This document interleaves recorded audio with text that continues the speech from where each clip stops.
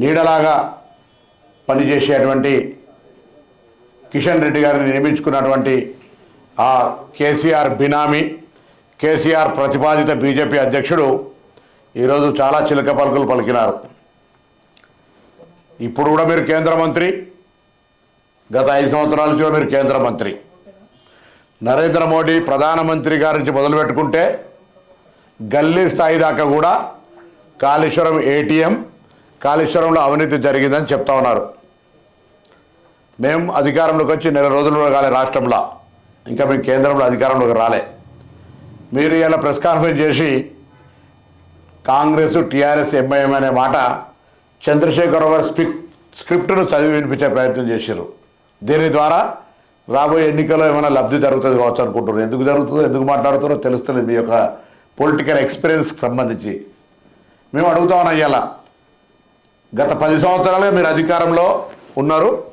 అధికారంలో చంద్రశేఖరరావు గారు ఇక్కడ ఉన్నారు. మీకు కేంద్రంలో చంద్రశేఖరరావు గారు మద్దతు ఇచ్చిండ్రు.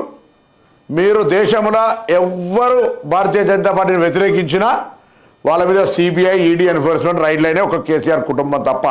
ఇది నేను చెప్తే కాదు, ఇది వాస్తవం.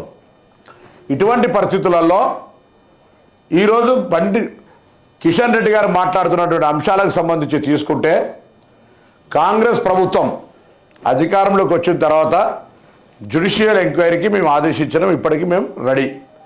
మేము మీ గుడ్ ఆఫీసర్స్, మీ పరపతి, కేంద్ర మంత్రి పరపతిని ఉపయోగించి మీ కేంద్ర న్యాయశాఖ మంత్రికి రాసి మాకు హైకోర్టు జడ్జిని ఇస్తారా, సిట్టింగు సుప్రీంకోర్టు జడ్జిని ఇస్తారా, మీరు వెంటనే ఇవ్వండి, ఆ విచారణ ప్రారంభించడానికి మీరు సిద్ధం. మీరు సిబిఐ కోరుతున్నారు కదా, సిబిఐ డిమాండ్ కూడా మాకే వాస్తవంగా ప్రభుత్వానికి అభ్యంతరంలే. కానీ మీరు కేసీఆర్ గారిని రక్షించడానికే సిబిఐ కోరుతున్నారు. ఎందుకంటే సిబిఐ మీ సంస్థ. ఇవాళ కూడా మీరు రాసినా రాయకపోయినా మీరు కేంద్ర మంత్రి హోదాలో రాసి సిబిఐ ఎంక్వైరీ వేయించవచ్చు. మీరు లేక మేమే అడ్డం పడుతున్నట్టుగా దానికి సంబంధించి ఇచ్చు కాదు. నెంబర్ 1. నెంబర్ 2, సిబిఐ ఎంక్వైరీ కింద ఎంతమంది సహారా స్కామ్ అయింది, లిక్కర్ స్కామ్ అయినాయి, అనేక స్కామ్స్ జరిగినాయి. వాటి నివేదికలేవి, ఎంతమంది దోషులు శిక్షించారు. సిబిఐని జేబు సంస్థ, నీ కేంద్రం అధికారంలో ఉంది, అది నీ కంట్రోల్లో ఉంటుంది. Still you are a cabinet minister.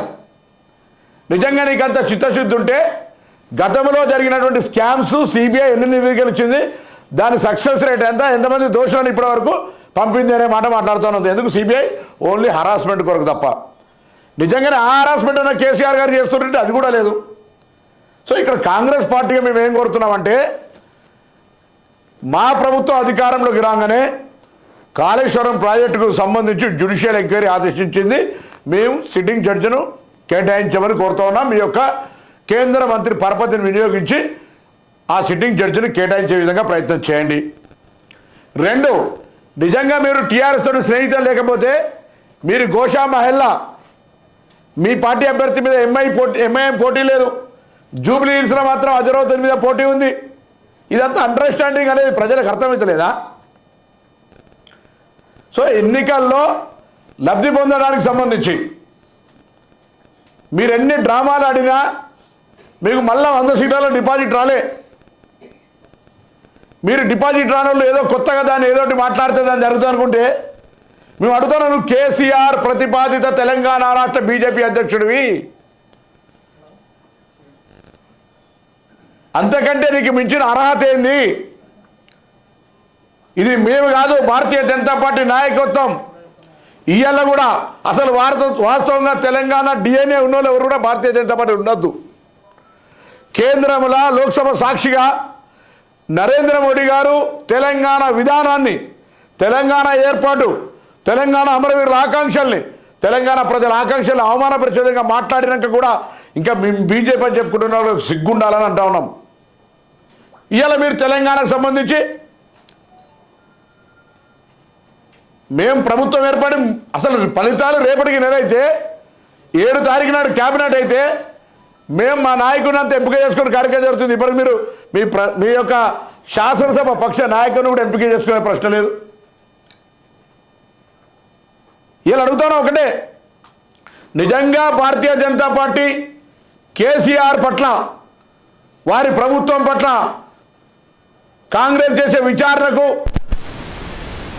మద్దతునిచ్చే ఒకవేళ మీరు అటువంటి ఆలోచన కేసీఆర్ నిజంగా అనే ఆలోచన ఉంటే మాకు జడ్జి గారిని కేటాయించండి, లేదా మీరే సిబిఐతో విచారణ చేయించండి.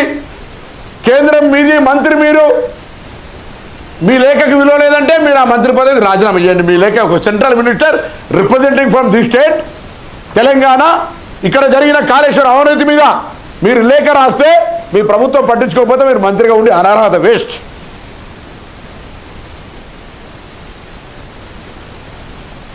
మొన్ననే హోంశాఖ సహాయ మంత్రి ఇప్పుడు ఉన్నట్టు నిజమేనా?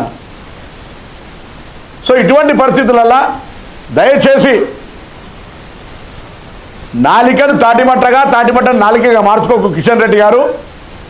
మీరు టీఆర్ఎస్ అనేటువంటిది చట్టాపట్టాలు వేసుకున్నటువంటి అపవిత్ర కలయిక మీది. మీరు ఎప్పుడు కలుస్తారో, ఎప్పుడు విడిపోతారో, ఎప్పుడు తిట్టుకుంటారో, ఆయనకి ఎప్పుడు కోపం వస్తుందో, ఆయన మెడలు ఎప్పుడు ఇరగొడతా అంటాడో, మీరు ఎప్పుడు ఆయనతో కలిసి ఉంటారో తెలియదు. ఎవరినెవరు ప్రశంసించుకుంటారు, ఎవరెవరు క్రిటిసైజ్ చేసుకుంటారు. మేము ఇలా తెలంగాణ ప్రభుత్వంతో కిషన్ రెడ్డి గారిని కోరుతా ఉన్నాం. గతంలో కేసీఆర్ గారి ప్రభుత్వం కేంద్రం నుంచి నిధులు తీసుకోవడానికి సంబంధించిన విషయంలో ఆయనకు సముఖత లేకుండే మేము తెలంగాణ ప్రభుత్వంగా అయ్యేలా కేంద్రం నుంచి మీరేమేమి నిధులు తీసుకురాగలుగుతారు, మేము ఏమేమి రిప్రజెంటేషన్స్ కేంద్రం నుంచి ఇప్పించగలుగుతారు, మేము రిప్రజెంటేషన్ చేయడానికి సిద్ధంగా ఉన్నాం. ఇలా రాష్ట్ర అభివృద్ధి అనేది ఫెడరల్ సిస్టంలో కేంద్రం సహకారంతో కేంద్రము రాష్ట్రము కలిసి చేయాల్సిన అవసరం ఉన్నది. ఈ తెలంగాణ రాష్ట్ర అభివృద్ధికి మీది 10 సంవత్సరాలు చేసింది గుండు సున్నా. కారణం కేసీఆర్ చూపెట్టిండు, మేము చేస్తామంటే వద్దంటుండని మేము తీసుకోవడానికి సిద్ధంగా ఉన్నాం. మీరేం